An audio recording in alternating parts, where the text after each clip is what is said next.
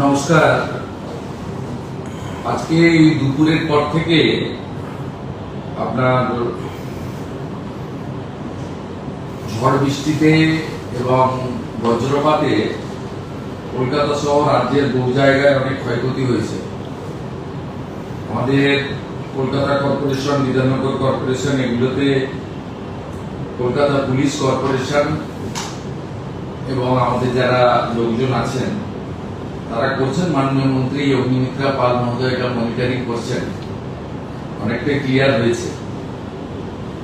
তো ওভারঅল রাজ্যের বহু জায়গায়, সাউথ চব্বিশ পরগনা, নর্থ, হাওড়া, হুগলি, পশ্চিম মেদিনীপুর এবং পুরুলিয়া, এই জায়গাগুলি থেকে অনেক জায়গা থেকেই বড় বড় গাছ পড়ে যাওয়া, অন্যান্য অনেক কিছু খবর এসেছে।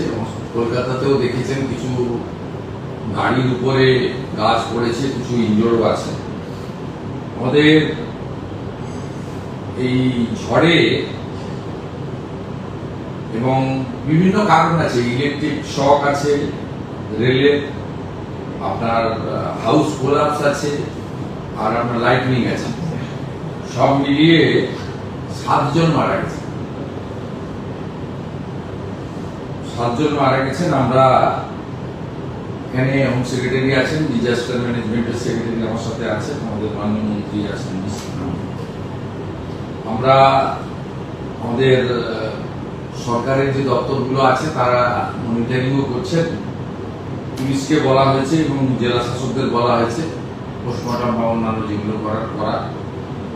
আমরা সরকারের পক্ষ থেকে এই 7টি পরিবারকে আবারও বলি, ক্ষতিপূরণ দিয়ে মৃত্যুর কোনো ক্ষতিপূরণ হয় না, সবাই জানেন। আমরা 4 লক্ষ টাকা করে তাদেরকে ক্ষতিপূরণ ঘোষণা করছি এবং 4 লক্ষ টাকা করে ক্ষতিপূরণ জেলা শাসকরা স্থানীয় বিধায়কদের নিয়ে দ্রুততার সঙ্গে এই তাদের কম্পেনসেশন পৌঁছে দেওয়ার ব্যবস্থা করবেন।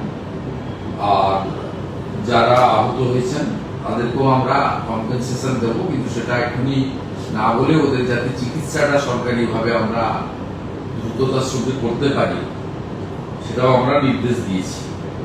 এটাই আমাদের ছিল। এবং আমি দেখছিলাম অনেকেই বলছিলেন কলকাতায় এই বড় বড় গাছগুলো, অনেক পরিবেশবিদরা তারা বলছিলেন এই গাছগুলো কিভাবে রক্ষণাবেক্ষণ করা যায়। আমরা সিএস কে বলেছি ফরেস্ট